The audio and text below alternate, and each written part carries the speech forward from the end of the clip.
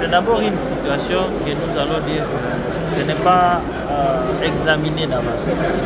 Je pense, c'est lui qui avait décidé qu'on fasse l'état de siège. Lui-même peut déjà s'interroger et voir les effets de la décision qu'il avait prise, parce que ça n'a que trop duré. Et quand la chose a plus duré, ça déconcentre les bénéficiaires. Imaginez-vous comme un médecin qui reçoit un patient et il la voit dans les laboratoires. Après le labo, on lui amène les résultats du labo, il prescrit au patient la cure. Ça toujours lui le moment, vous allez consommer cette cure pendant autant de jours. Une fois dépassé cette période, le médecin lui-même s'est dit qu'il y a déjà quelque chose qui ne va pas, contraire à la prescription qu'il a donnée au patient. Tel doit être connu dans tous les domaines. C'est pourquoi j'en appelle. Nous sommes de nouveaux élus qui héritent de cet état de siège. C'est pourquoi aujourd'hui nous sommes abstenus. Nous on ne voulait pas voter pour.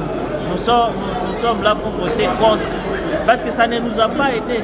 C'est nous qui serions bénéficiaires parce que nous ne venons fraîchement que de là. Et l'état de siège a été investi pendant que nous étions sur place en train de travailler. Ça nous a malmenés et ça n'a pas aidé la région à évoluer. Même les recettes qui provenaient de ces deux provinces, moi et vous allons constater que ça commence à dégringoler, faute de quoi? Faute de la mobilisation, parce qu'il y a certaines zones qui sont actuellement inoccupées. Et une personne avertie qui vient aider sa population ne pouvait pas accompagner cela. La personne qui était à même de produire quelque chose de lui-même, aujourd'hui il est dépendant. Il ne vit que des dons. Et vous voulez que j'accompagne des histoires pareilles, attaquer le député national. J'aimais le clivage à côté. J'aimais tout ce qui les autres disent. Je les mets à côté. Mais je reviens dans ma conscience en tant que compatriote congolais. Je me dis, je dois incarner la personne qui a pris son milieu habituel pour être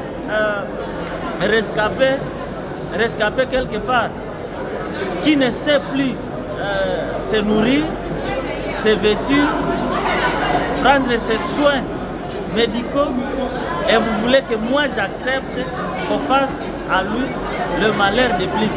Donc je me suis dit, je vais m'abstenir. C'est dans ce sens, comme compatriote congolais. Et j'en appelle aux autorités décideurs,